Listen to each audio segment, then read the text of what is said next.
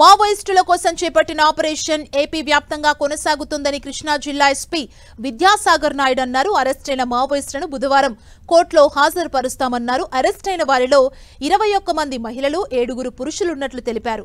Hidma gang పెనమలూరులో shelter తీసుకుందని తెలిపిన SP మారేడుమిల్లులోనే Hidma హతమయ్యాడని చెప్పారు.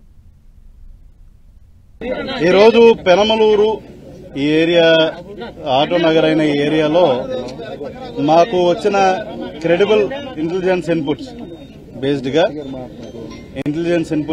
గా law and order police and octopus teams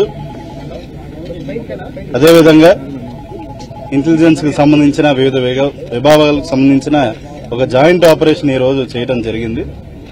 మీరు వెనకాల చూస్తున్న పెద్ద బిల్డింగ్ ఏదైతే ఉందో దాంట్లో పై ఫ్లోర్ లో ఈ రోజున హతం కాబడిన లేదా ఎన్కౌంటర్ లో మరణించబడిన హిడ్మా అనే అతని దళానికి సంబంధించిన టోటల్ గా 28 మంది మావోయిస్టులు ఇక్కడ షెల్టర్ తీసుకున్నట్టు మనకు వచ్చిన క్రెడిబుల్ ఇంటెలిజెన్స్ ఇన్పుట్స్ బేస్డ్ గా ఇక్కడ జాయింట్ ఆపరేషన్ చేయడం జరిగింది.